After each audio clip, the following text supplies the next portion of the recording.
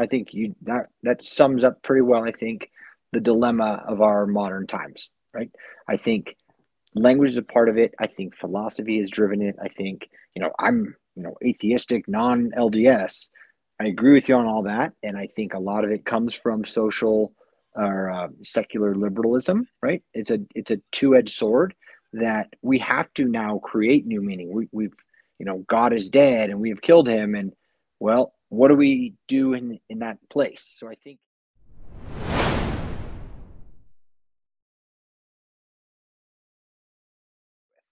And that's I think a good segue into something that I wanted to show from Jordan Peterson.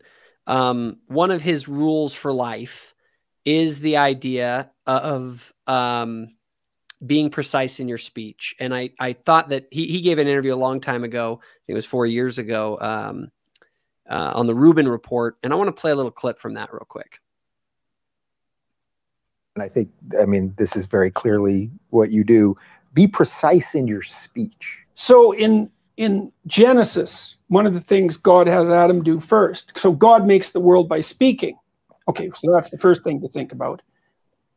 You're supposed to think like in a sophisticated way about this. The idea is that there's some integral relationship between communication and the structure of being. It's part of the role that consciousness plays in the world, whatever that role is. Language takes the chaos and makes it into things. And so God has Adam name all the animals. They're not even really real until they have names. Now, they're more implicit. That's another, here's an example. Let's say that you're having a rough patch in your relationship and you don't know why. It's unnameable. Is it real? Well, yeah, it's manifesting itself in like a physiological discomfort. Then you talk about it and you name it. It's like it goes from this blurry thing that's kind of potential. It goes snap. Mm-hmm. And then it's this thing, right? And then that's a horrible thing. It's like a little poisonous thing, but it's not a whole foggy cloud of potential poison. It's like this little sharp poison thing. And then you think, okay, it's real. It's a little monster, but it's not, it's little at least. And now probably we can do something about it if we can admit to it. So it's this precision that specifies. And like, so it's a direct attack. If you can't speak about something, you can't exercise. It's just going to make that box around your brain that much tighter and tighter. It's deeper than the intellect. It's an assault on whatever role consciousness has in being. It's not just the intellect. Like that's a shallower thing. It's not like it's not important. It's you can't even attend to it. You can't bring it out of the chaos. Like it means you can't participate in the process of creation. It's something that deep. Not good. For like freedom of speech, that's the worship of the logos in many ways.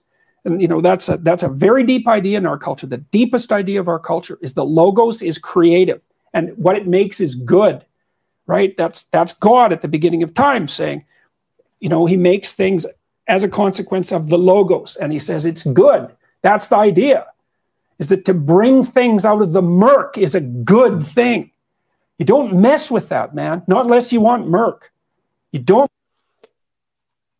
So you don't want murk. You don't want fog. I actually attended I went to one Jordan Peterson live event, and it was funny because I went to it as in Salt Lake. He talked about don't hide things in the fog was the kind of the message of his speech. And it was so funny because I left there thinking it was kind of boring. And I thought it wasn't that like insightful or anything that great. And now over the course of the last year, it has been probably the #1 thing that has impacted me. Because he basically is talking about this exact idea, the idea of the logos, logic, language, the thing that we use to differentiate one thing from another. Like that creates order out of chaos. So we're using identity markers for people like Latter-day Saint or Catholic or whatever. And what he explains is this sort of analogy of a baseball game, right? Like your identity that you use is a description of your relationship to a game. Now, game, I mean this not in like a tight context. I'm talking about it in some sort of coordinated human interaction, right? So any coordinated human interaction, it could be a family, religion, political, a father. It could even be Ring Around the Rosie if you want it to be. Yeah, it's like if you are the catcher, that's your identity in relationship to the baseball game. Well, are you doing the things that a catcher does? Are you playing that role in the game, right? And if in the and the thing is that we need these identity categories because they give us what we're supposed to do. One of the really interesting things I heard recently was when we think back to like the days of like propriety in England, when they there were very, very set rules of how to interact with people. And somebody made the case that those existed for the purpose of facilitating social interaction and avoiding awkwardness. For instance, if you walk into a party nowadays in a very casual society, you kind of like awkwardly like, what do I do here? And I don't really know anybody. And it's like, we're in a society that has these sort of social rules and roles. The person who invited you would know that they were to greet you and that they were to bring you to their friends and that they would know what to ask. And it would be like this coordinated dance rather than just, hey, it's the difference between doing the waltz, which has particular steps and motions and rhythm, rather than just like going to a techno concert. And it's like, and you're just like, I don't know what to do. Like, I just move my body around and it's more awkward and people struggle with it. And so when we break down social roles, the way I view it, and when we muddy the categories of identity as oppressive, which they can be, I do think that there's a balance here.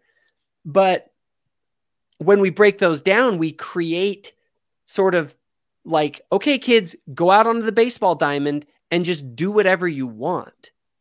And it's like the kids feel confused. They don't know what to do. And then let's try and invent some kind of a game. And obviously that already sort of happens, but is our society on a bigger level? Are we playing any kind of a game? We've lost any sort of a grand narrative to our social identity in Western society, where I think in the past we had sort of either religious narratives and or nationalistic narratives that painted a game that we were all a part of. And so everyone knew their role and you did those things. Where now, as we break down through language, we break down categorization, we break down identity markers, everything is on a spectrum. Your life becomes this foggy blur that leads to a meaning crisis where people don't know what to do. And then they feel adrift. I agree with that. I think that sums up pretty well, I think, the dilemma of our modern times, right? I think language is a part of it. I think philosophy has driven it. I think, I'm, atheistic, non-LDS. I agree with you on all that. And I think a lot of it comes from social or secular liberalism, right? It's a two-edged sword that we have to now create new meaning. We've God is dead and we have killed him. And well, what do we do in that place? So I think we're seeing some of the negatives of that process happening. I still am semi-optimistic that we will kind of rebuild out of kind of the collapse of Western infrastructure and society in a sense. I don't think we need to burn it all down, but I do think that this discussion we're having tonight is really a discussion of the symptom of that bigger problem, right? Of that reality that we're facing right now in our world with lack of social groups, whether they be religious or political, and things have been kind of turned upside down and people are grasping for different things within organizations. Like I think Dan McClellan, for example, and Jana, whatever, are kind of Trojan horses in LDS. I think you guys in the LDS faith have a crisis in front of you with this kind of discussion, right? Like, what does it mean to be a Latter-day Saint? Can you not believe X, Y, and Z and still consider yourself a good standing member of the church, right? I think most religions are having that. I think politically we're having that. What does it mean to be a Democrat or a liberal now? It's shifted in or an the American last 5 years. Yeah, exactly. So this is a very big topic, and I think we kind of approached it from the language aspect, which is definitely part of it. But I think the language again is more of a symptom.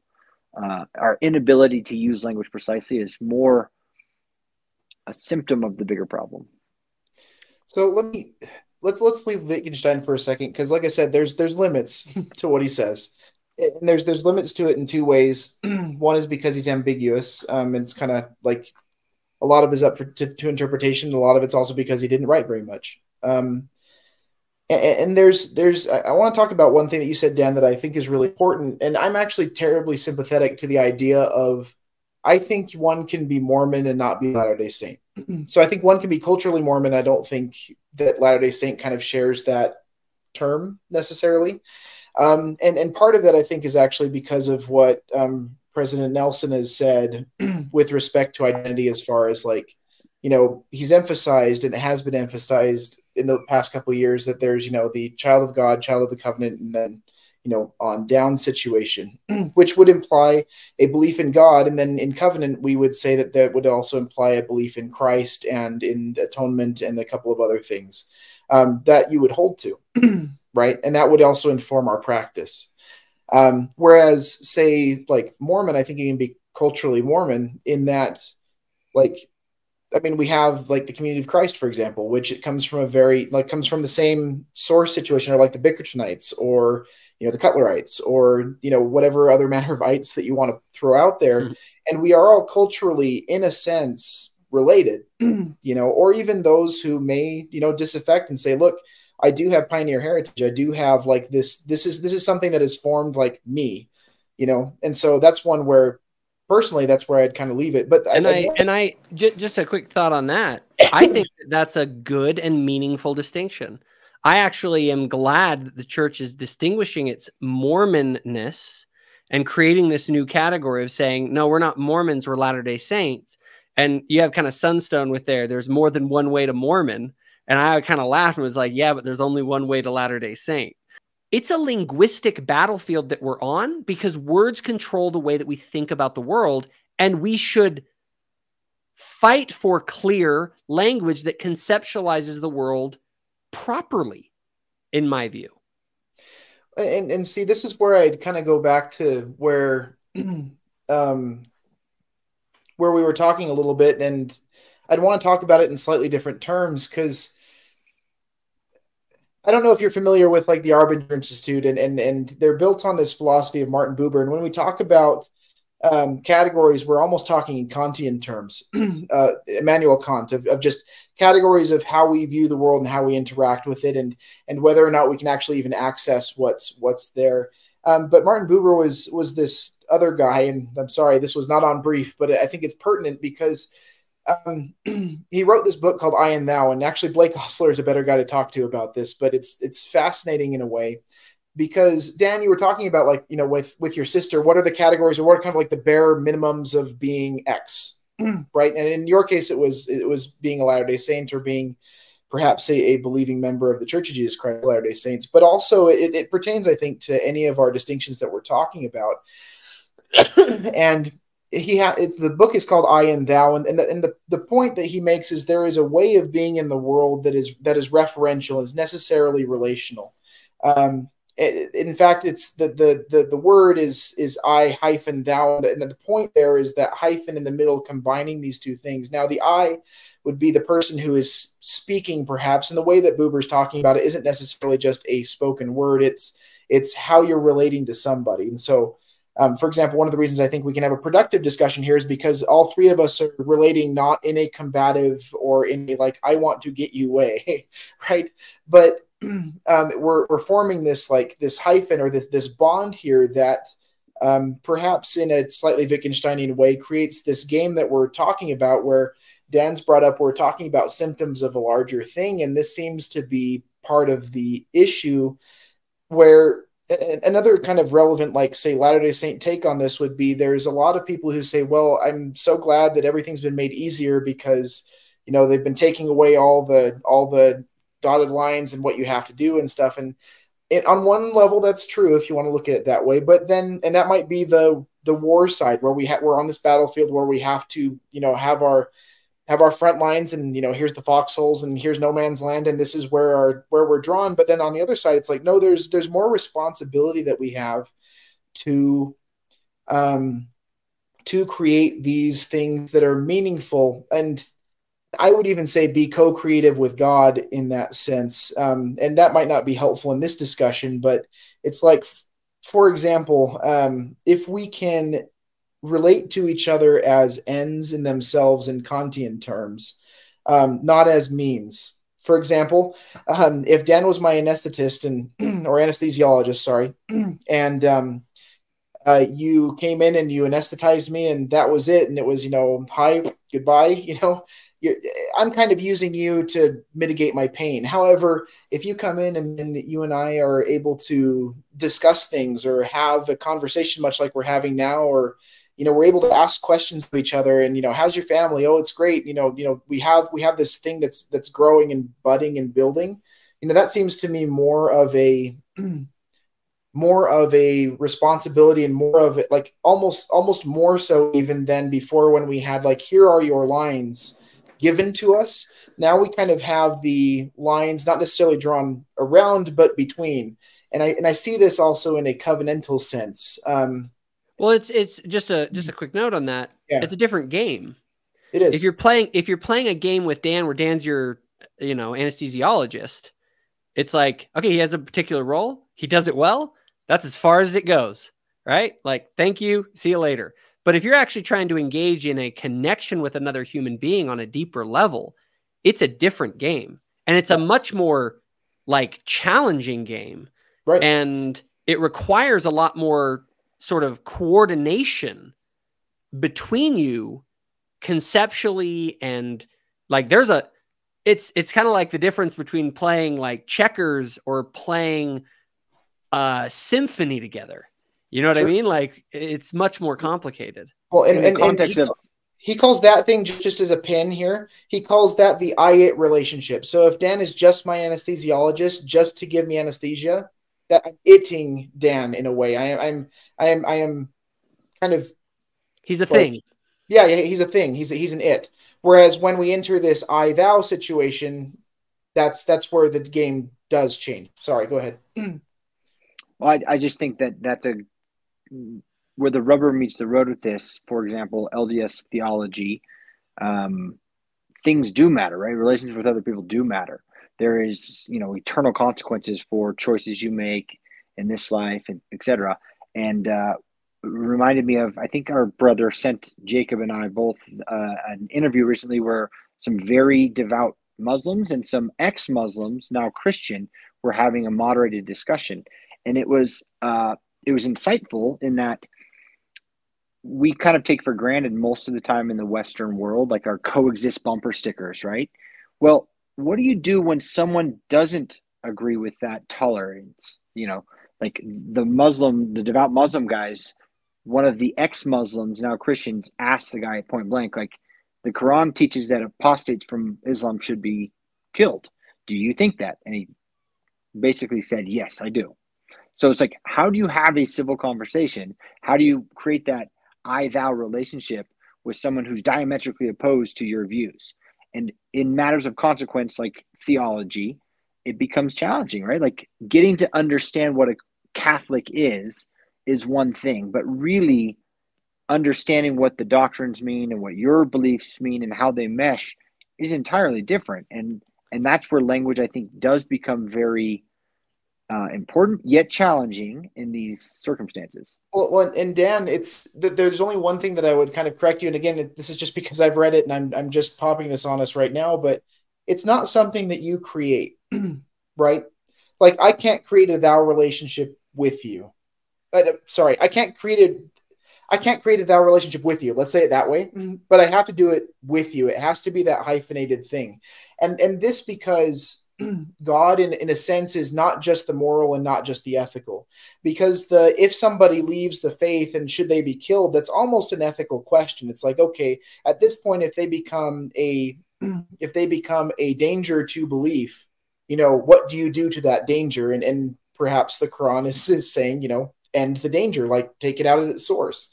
However, God, and especially on a Latter-day Saint formulation, it kind of transcends that. We have not only kind of, it does transcend that. We have the issue with, for example, Nephi and Laban, and we have the issue with Abraham and Isaac, where God does not deal in the ethical in some senses, right?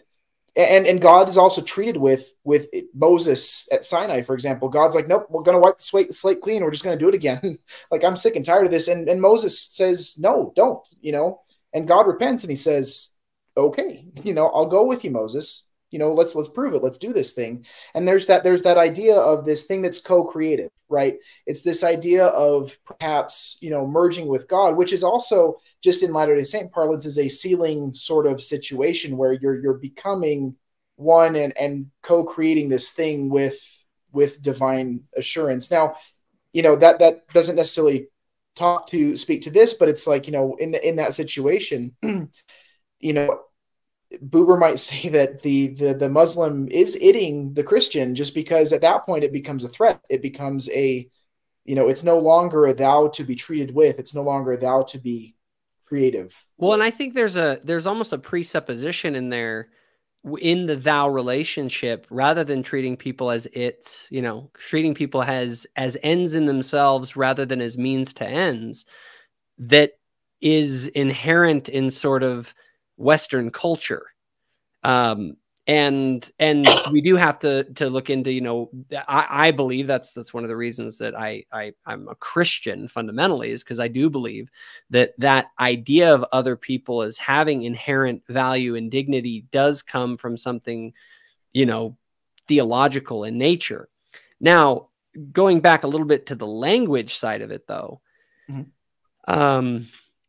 linguistically, if we want to have those kinds of relationships, the language itself is part of the battlefield for how, like, in my mind, if the language itself is muddied, we have a harder time syncing up our relationship. Because if the goal is for us to play a symphony together, right? That's the goal with human interaction and connection that we want. Well, we have to know what the music is and how to play it. And we have to be able to sort all that out. And I think language is the tool that we use to be able to sort that out on a certain level. I do think that some of that passes into the world of the ineffable, where there's just the relationship is something that words can't fully capture. But I think that when the language isn't working and when we're talking past each other, it's hard to actually have a connection with someone because you don't understand each other. You just can't just take it to the extreme of like a foreign language. Say we speak 3 different languages amongst us and we don't speak, Jacob, you speak English, I speak German, and Ari, you speak Japanese, right? And none of us can speak the other language. Obviously, we won't be able to connect. We still have our notions of, fork and knife and cat and dog and mother and father, but we cannot communicate them. So that's obviously the dramatic version of it. But while we're speaking English now, there is, like, when you talk with Jana and you say Catholic, or when you say Latter-day Saint, in your mind, that's one thing. And in hers, it seems to be quite different. And so how we got to this point is intriguing and a bit depressing. Try and play baseball. Try and play baseball with a bunch of people who've never played baseball before and who all speak different languages. Yeah. Well, but there's also a way in which that can happen. I mean, all of us have served missions, and there are those times when, we all also serve Spanish speaking. And there are those times when we were saying something and we were understood what was going on, even though we butchered it. Like, it was bad, There's also times when, and I find these most when I'm, say with my wife or with other close family, and to whatever relation I stand with them religiously or not, there's times when, words work, but it's not the words that work. You're speaking and you're, say, hashing out a disagreement, or you're finally kind of you know, having your Jacob and Esau moment where you're coming back together and you're saying, I can talk to you again. Like we can come back and do this. Sometimes, you know, we say the words and we just stumble, and it's messy and it's nasty, you know, and it's just like, if I were to, and probably right now I'm doing it, but it's like, if I were to record it and then play it back, somebody listening would say, no, that made no sense at all. But then in the terms of this perhaps co-creative relationship, we have an understanding and we have a meaning that kind of goes beyond the simple spoken words. So while I agree with you, Jacob, that precision in language is a necessity, especially in public discourse, and especially when we're trying to say, like, okay, this is the ground, right? This is the ground upon which we stand. This might be a bedding for the hyphen through which we can build an I and thou, if I'm going to use that terminology. But then after that, once we are into this discussion, I mean, this is one thing where I can go back to Wittgenstein again. It's like, okay, we get to it, and then we just get to fuzziness. And this cuts to, you know, we were going to talk about, you know, one of my ideas that I'm dealing with, especially with my philosophy students at the moment, is just being able to treat somebody and an idea responsibly. Like, treat a discussion in a manner that, like, does not, it's not that it can't destroy a relationship. A relationship can be ended at any time by either party. Okay. So it's not that I'm trying even to hold this person in. It's just that again, it has to be this co-creative thing where it's like, okay, we meet, and even though we disagree, we can then create this thing which moves and which has some sort of say symbiosis, or has this life in it that didn't before. And so when we're treating something responsibly in that way, or if we're and I think we're doing a fairly good job here of treating each other and treating the ideas that we're talking about and the questions that we're raising in a responsible manner, where it's like, okay, being able to disagree, and not just agree to disagree, but disagree in a manner that's like, okay, but we can still move here. Like, yeah, and I think I've looked at that as very much is that if people are actually seeking the truth, right? You have to, if we don't have a common goal in this interaction, then we're just going to be involved in a power struggle to achieve whatever the goal is that we came into this discussion with, right? Rather than trying to, you know, like, so what is the common goal? And my idea, and this is the idea of my channel entirely, is to seek the truth and to make my case for the truth and the way that it can be found in what it is. If I'm not dealing with someone who's interested in the truth, then it's sort of like the language games that we're going to play aren't going to matter, because they're going to act in, you know, I would say in bad faith. And by that, I mean, they're not in this trying to do what you're doing. They're playing a game to rhetorically win, where you're actually trying to elucidate truth. Now, I think through like a debate or something, you can hash that out. But the common goal is so important, because like Dan brought up earlier, if someone has the goal to kill all the apostates, it's like, you don't have much, like, words are where we do battle without using our fists. You know what I mean? And it's much better that we do battle in the linguistic world than in the physical world. Dan, I see you want to say something. I just revisiting the idea of purpose. What is the purpose? Your channel is a great example, right? The purpose of your channel is to have a forum to discuss these things, to seek the truth, as you said, to share your vision of why you think this is right or that is wrong. And so, like, going back to your discussion with Jenna, you might, in some point in your discussion, say, hey, you know, Catholics believe in the Virgin Mary, and, you know, LDS people believe in, you know, Joseph Smith is the first prophet and restorer of the church and modern day revelation. Whereas someone else might say, oh, but no, not all Mormons believe that. And so that's kind of where I'm saying these fuzzy areas of the language become, you can go into those, right? You can debate whether, you know, is LDS doctrine sanction playing sports on Sunday or not, right? Like, that's a fuzzy area. But there are some areas, again, where I think it's in the core of what you're kind of saying. And that is where I think the purpose is, I am doing this with a broader purpose, to discuss these things, not to hash out the tiny details. I would say that the purpose of those things within the context of the church is we're playing a game. We're trying to set up a particular type of interaction. Not only that, we're trying to set up a particular type of interaction that we believe is to create Zion, is to create the ideal set of human interactions, to create the ultimate possible connections between people, right? And so like, I want to, so when people are corrupting that vision of the game, right? Oh, I'm going to push on that. The rules corrupting. Of the game, so let me say, is it wrong to change the rules of the game? So if your language there belies your position, right?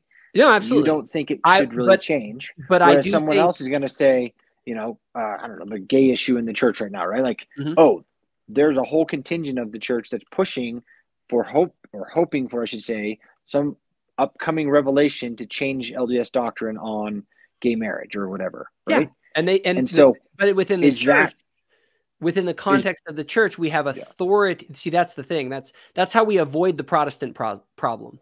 Because in the Protestant problem is that everyone has equal authority in the Protestant church. And therefore, if you want to play a new game, you just create a new church that plays that game. Where within our church, we say that this game has rules that come down through specific authoritative channels. And so I'm very sympathetic to your explanation of it, but I will just say, I know Jenna is not, and Dan McClellan is not, right? Yep. And so how? And I'm just pointing out that they're not. Yeah. So I agree. It's like, but how do you? They have very articulate arguments. They have, you know, a different angle. So again, this is where I don't think it's the language so much. I mean, they do use language as part of their agenda effort. Yes, right, the agenda. The language is a tool to their agenda, right? Bingo. They obfuscate the words, and they, you know, change definitions ever so slightly, and gradually, there's a famous quote to Alexander Pope: "Evil is of such frightful a mean that main must be." Basically, the idea that once you at first something shocks you, then you get used to it, you tolerate it, and then eventually you're like, "Oh, that's fine, no big deal," and you embrace it. So, language, I think, is following that pattern. Yep. I think Dan McClellan, my general take is that he talks about everyone who is using language to structure power when he's using language to structure power. I think there's a major projection that goes on in that. Anyway, we're starting to get down to it on time. Ari, I want to, any other thoughts on what we've talked about so far? I don't know. Part of it is I think that's true, and with the idea of like language itself is something that has just changed. I mean, you read Chaucer, and that's a different kind of English than what we read, you know, and then what we speak, or Shakespeare or King James English, you know. And so I think that Dan does bring up a good point of we are dealing with something that's a little bit different, and I think that comes down to an idea of, you know, how we are, and I think, again, like, I think this lays to our charge a greater responsibility to, you know, to build those things, you know, build Zion, for example, if I were to use it in that way. One thing, and this is one thing I just thought was interesting, and sorry, it's popping in my head, and I'm going to say it anyway. But there's one thing in our Jordan Peterson discussion that I kind of disagree with him on, and this is one where I actually think that Latter-day Saints have a handle on, say, maybe a language and concept and being situation. In that, you know, in the Hebrew Bible, it does seem to say that, like, God created with speech, but God, it doesn't seem to me, create so much with speech as he does with trust.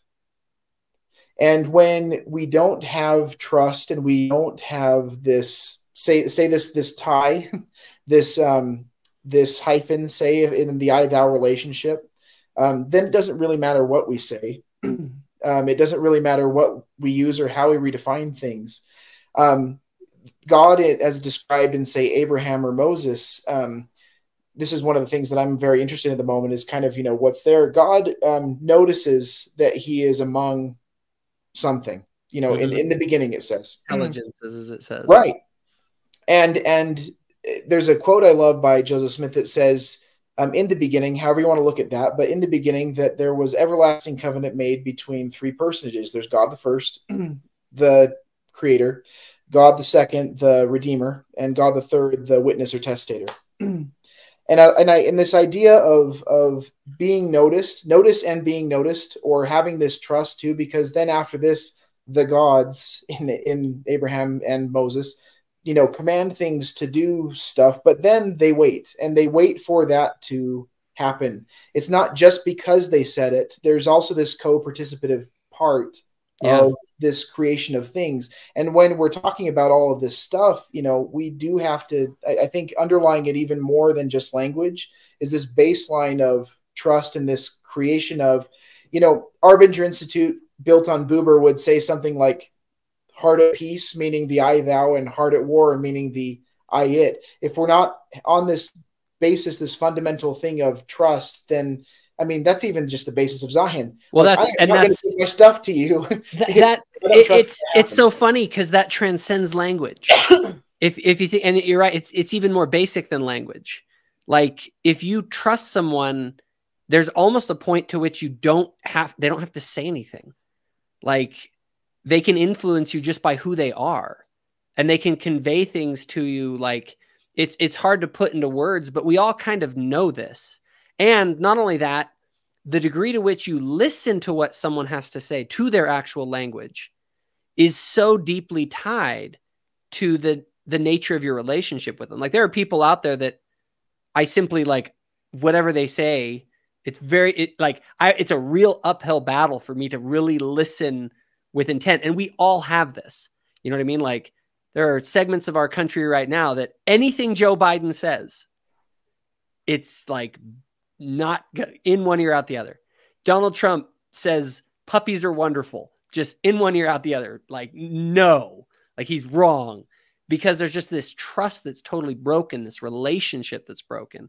And that's an interesting angle to this, because I do think Wittgenstein gets to this, because he says the famous quote that he said about whereof one cannot speak, therefore one must be silent. I thought that was a really profound line, because there are things that language just simply can't capture. And I think, at least in my take on this, is that is the basis of real communication. It doesn't actually begin with language and clear words per se, but in a relationship that exists. And then from that, words become they become more meaningful because they're connected to that person that you have that relationship with, if that makes sense. If you'd like to see the full episode, please see the link in the video description. So do you enjoy the content here on Thoughtful Faith? If so, be sure to hit the notification bell. This ensures that our new videos show up on your feed. Also, be sure to check out our Facebook group called Thoughtful Saints, where myself and others discuss the sorts of topics found on this channel. And lastly, if you think other people would benefit from this video, please be sure to share it.